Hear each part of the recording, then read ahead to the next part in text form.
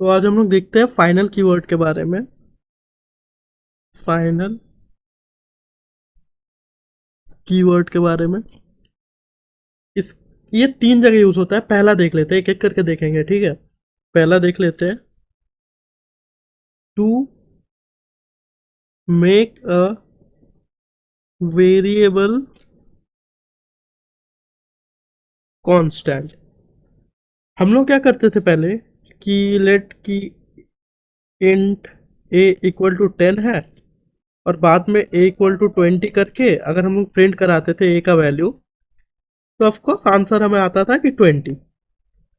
क्यों? पहले इनिशियलाइज कराए थे 10 के साथ, फिर उसको हम लोग अपडेट कर दिए इज इक्वल टू 20 लिख के, और हमारा आउटपुट में आ गया 20।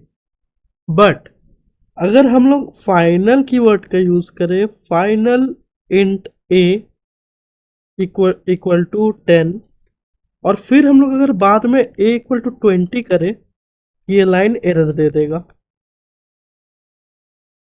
एरर दे देगा ये लाइन। क्यों? क्योंकि हम लोगों ने फाइनल कीवर्ड का यूज किया है।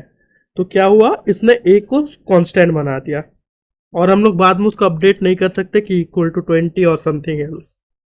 सेकंड ये है कि अगर हम लोग क्लास के आगे फाइनल अगर लगाए, क्लास के आगे हम लोग अगर फाइनल लगाए, तो हम लोग इनहेरिट नहीं कर पाएंगे उस क्लास को। इनहेरिट का मतलब क्या है कि अगर एक पेरेंट क्लास है और हम लोगों ने उस पेरेंट क्लास के आगे फाइनल लगा दिया, तो हम लोग उस क्लास का सब क्लास नहीं बना पाएंगे, ठीक है। सब क्लास नहीं बना पाएंगे। लेट एक क्लास है पेरेंट, ऐसा हम लोग इसको इनहेरिट करा कि इसका सब क्लास बनाते थे। कैसे बनाते थे? क्लास सब एक्सटेंड्स पेरेंट, ऐसे करके बनाते थे, ठीक है। बट अगर इस क्लास के सामने आपने फाइनल लिख दिया, तो आप ये चीज नहीं कर सकते। इनहेरिटेंस का वीडियो मैंने इन डेप्थ बनाया हुआ है, पहले वो देख लो अगर इनहेरिटेंस नहीं आता है, ठीक है। तो मोटा मोटा ये जान लो कि अगर क्लास के सामने अगर आपने ऐसे फाइनल लिख के क्लास का नेम यूज किया, तो उसको आप बाद में इनहेरिट नहीं करवा पाओगे।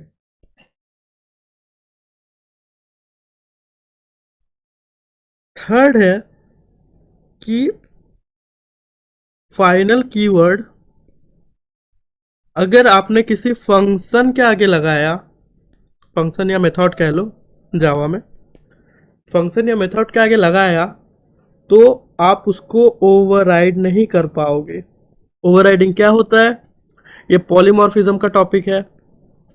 पॉलीमॉर्फिज्म में है, ये देख सकते हो, प्रीवियस वीडियो है मेरा।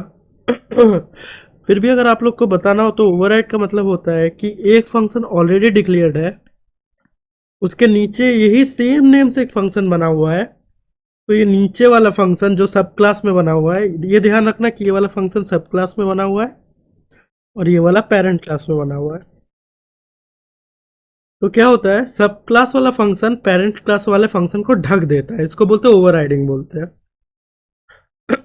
इसको ओवरराइडिंग बोलते हैं हम लोग, ठीक है। बट अगर आपने अब एक फाइनल लिख दिया, इसको देखो मैं और अच्छे से समझाता हूँ, ठीक है। देखो ये पेरेंट्स क्लास है, ये पेरेंट क्लास है, और ये चाइल्ड क्लास है। इसके अंदर एक फंक्शन है रन, और यहाँ पे भी एक फंक्शन है रन।